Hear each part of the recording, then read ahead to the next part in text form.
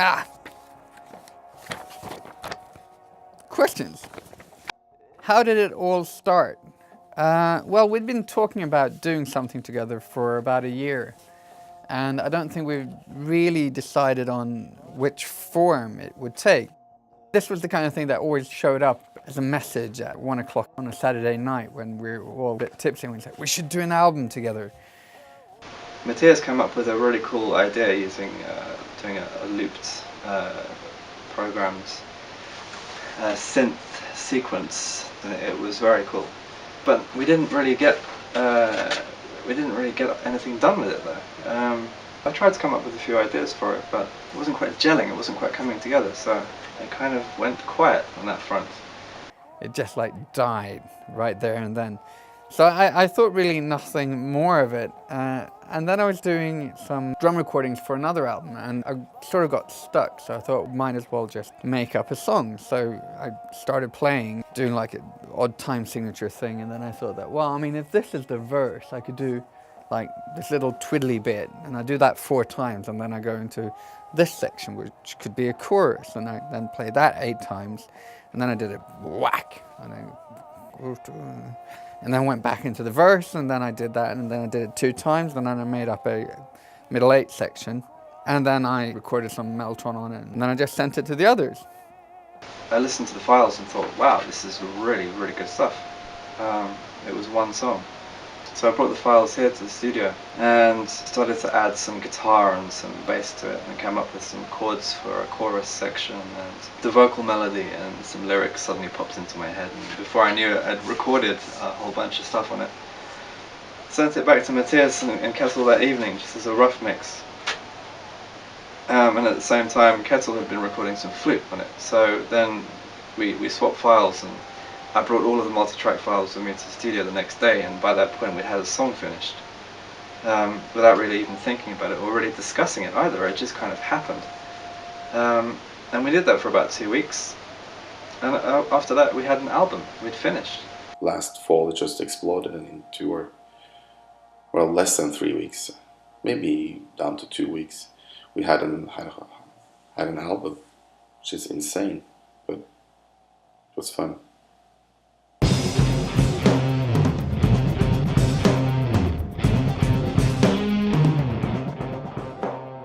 How is it to record with someone you've never met? It's fun. We know each other musically, but at the same time, not knowing each other personally, it kind of adds a mystery to it, because we're still not sure how we will react to each other's ideas. We're not trying to make something to please the other person, because we don't really know the other person that well, just musically. So we don't have to change or alter our ideas to make people happy. Pick up an instrument, hit record, what just happened? Don't know, but it sounds cool. Send it. There was a lot of that, and that was very cool. And quite often there were points during the process where we'd get a message, send messages around, or I'd get a message from Mattias saying, I'm listening to this part of this song, but I don't know what I'm listening to. And I would be thinking, yeah, I'm listening to a different part of that song. I don't know what I'm listening to. There are parts of it where we had no idea what we were listening to, but it was fresh, it was exciting, it had a spark to it. We didn't understand it because we hadn't had time to think about it, which is a large part of how this album works, and the dynamic that the 3 of us have, in that we were acting faster than we were thinking. It's a fantastic way of working. Great. Love it. Well, I have actually met both.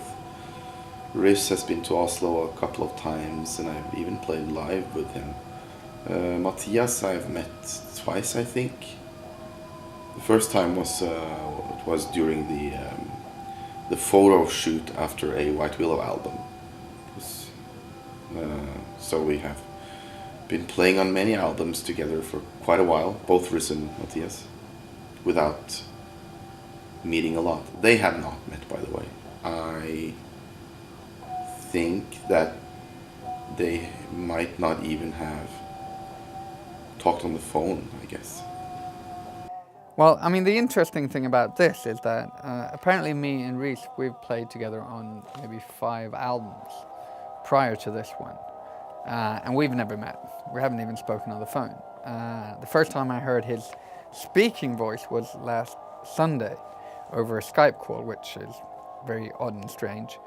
How do I think it's affected the album? Well, I'd say that in one way it simplifies things. There's no expectations apart from our own.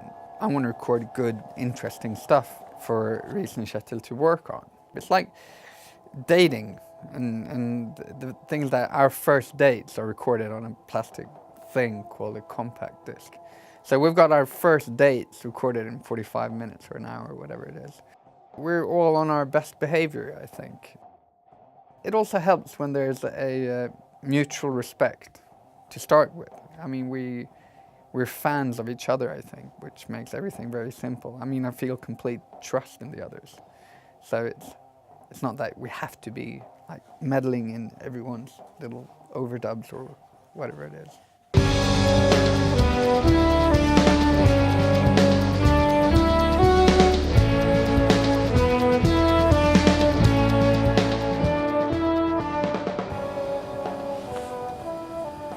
What's the album about? Is there a theme? Bleak, dystopian future. Things not going so great. Ask Rhys this question. It was meant to be a kind of crap rock album, but it ended up going in a quite different direction. There are still some crap rock influences in there, but it became a lot heavier and a lot darker. And the lyrics had to reflect that. So I took it into a apocalyptic kind of world. It's kind of a concept album. Lots of if it's a concept album about the apocalypse it will happen at the end of the album, generally, because it will be about that. But this is kind of post-apocalyptic. So it's actually, the apocalypse occurs in the first song. The world ends. And after that, we come into some dystopian reality where the memories are still there, but we don't know what happened, and we realize after a while that the sky is the only one who has the answers. That's where the truth is. And yeah, it's a very, very much a dystopian based piece of writing.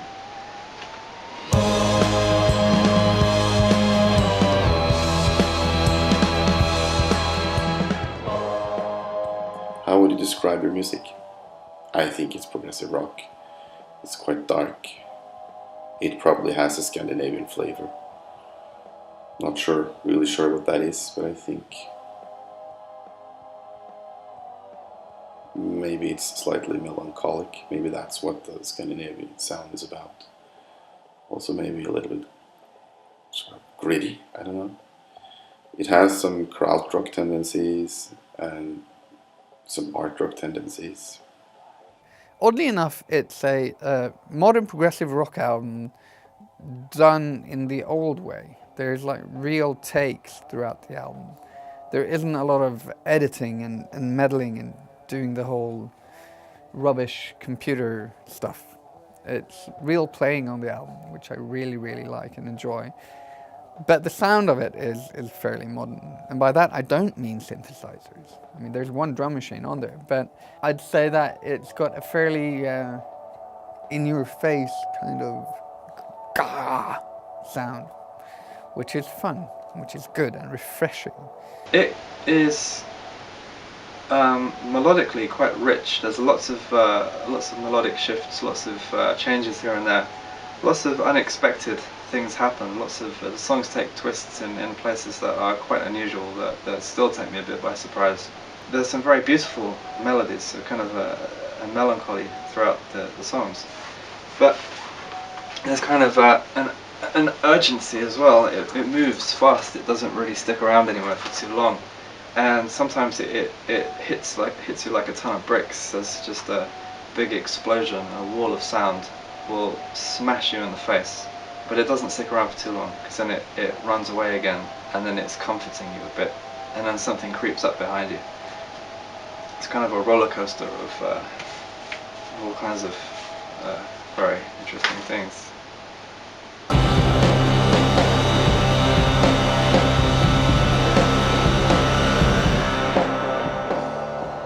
Are there any plans for live shows? Well, I mean, it's difficult to play live shows if you haven't met. But I think that if there were interesting offers and there was a way of doing it in a way that was in line with how the album was made, I think we'd all be up for it. I would be up for it. So you should ask me first, and then I'll try to sell it in.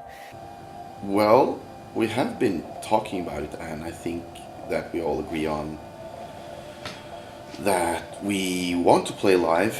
As of now, we don't really have an opportunity to play live, but if that opportunity arises, sure, yes, I think this would sound great live. We would love to. It's all a case of logistics and whether we can get together somewhere and rehearse the material and get some other people to help us play it, because the three of us can't make a sound on stage that's big enough. We can make it probably quite a big sound, but we need it to be bigger. It has to be bigger than big. But I very much hope that the reaction to the album will be positive, and that it will then mean that we can actually play live, have some, maybe a few concerts, a festival or something like that. It would be very cool. What are your hopes for Kaukasus? I hope that this album reaches as many people as it can. It's something that the three of us, really strongly believe in. We've created something that's very fresh. I think that a lot of people will enjoy it. It's got a spark and a spontaneity in it that is quite often lacking in modern music, seeing as there is no restraints about how long you can take anymore. You can take as long as you want almost to record an album. So I hope we can reach people with it. The funny thing is that when Rhys started mixing, he was like 50 or 60% through the album when I think Ketil just dropped an email saying, I have some ideas for the next album.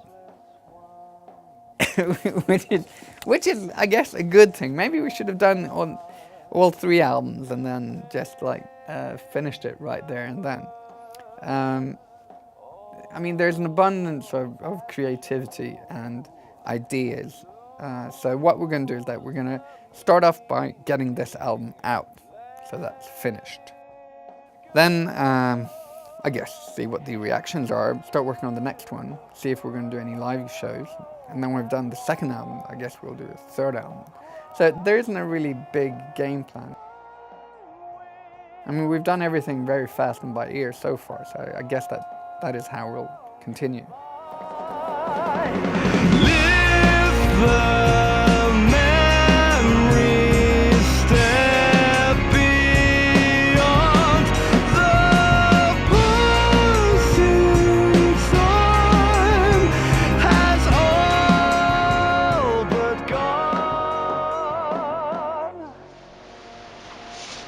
I believe that that's all the questions.